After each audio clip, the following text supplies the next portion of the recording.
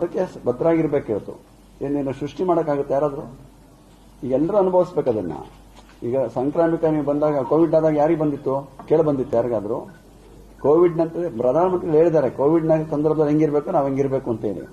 ಅದನ್ನ ನಾವು ಇರೋದರಿಗೆ ಅನುಸರಿಸ್ಕೊಂಡು ಎಲ್ಲರೂ ಕೂಡ ಚೆನ್ನಾಗಿರೋಕೆ ಬದುಕಬೇಕು. ಅದನ್ನ ಕಡಿಮೆ ಬಳಸ್ಕೋಬೇಕು. ಏನಾದರೂ ಮಾಧ್ಯಮ ಬೇರೆ ಬದಲಾವಣೆ ಮಾಡ್ಕೋಬೇಕು. ಈಗ ಅದಕ್ಕೂ ಬರ್ತಾ ಇದೆ. ನಮ್ಗೇನು ತೊಂದರೆ ಅಂತ ಪ್ರಶ್ನೆ ಅಲ್ಲ.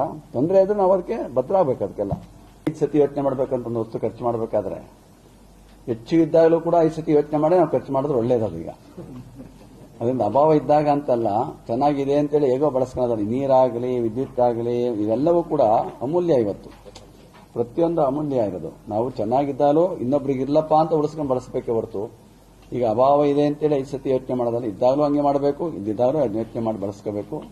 ಅದೆಲ್ಲ ಎಲ್ಲರೂ ಪ್ರತಿಯೊಬ್ಬರು ಅದನ್ನ ಈಗ ಅದೇ ಅನುಸರಿಸಬೇಕು. ಅದನ್ನ ನಮ್ಮ ಸೌದೆ ಮತ್ತು ಉಬ್ಬುಲೆ ಎರಡೇ ಇರೋದು. ನಾವು ಈಗ ಸಿಲಿಂಡರ್ ಯಾವುದಕ್ಕೆ ಅಂತಂದ್ರೆ ಚಪಾತಿ ಮಾಡಕ್ ಬಳಸ್ತಾ ಇದ್ದೀವಿ ಹೊರತು ಈ ಅನಿವಾರ್ಯ ಆದಾಗ ಸೌದೆ ಅಭಾವ ಬಂದಾಗ ಮಾತ್ರ ಗ್ಯಾಸ್ ಬಳಸ್ಕೊತೀವಿ.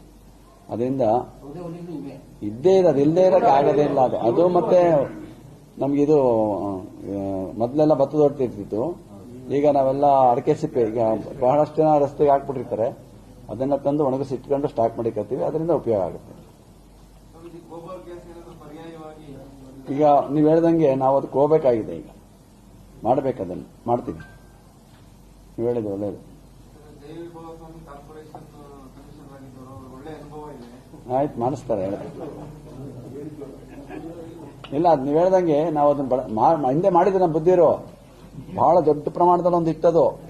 ಅದು ಹಿಂದ್ಗಡೆ ಇತ್ತು. ನಮ್ಗೆ ಅಡಿಗೆ ಮನೆ ಇದೆಯಲ್ಲ, ಅಲ್ಲೇ ಒಂದು ದೊಡ್ಡದಿತ್ತದು ಪ್ರಾರಂಭದಲ್ಲಿ. ನಾನು ಹೊಸ್ತಾ ಬಂದಾಗ ಮಟ್ಟಕ್ಕೆ 30 ವರ್ಷದಿಂದನೇ ಅದು ಸರಿಯಾಗಿ ಬಳಕೆ ಆಗಿದೆ ಅನ್ನೋದು ಹಂಗೆ ಹೊಟ್ಟೈತೆ. ಅದು ಕಟ್ ಮಾಡಿ ತೆಗೆದುಬಿಟ್ರೆ ಅದನ್ನ ನೋಡಿದ್ರೆ ಅದು ಆ ಥರದೊಂದು ಮಾಡಿದ್ರೆ ವ್ಯವಸ್ಥೆ ಆಗುತ್ತೆ. ಮಾಡ್ಕೊಂಡು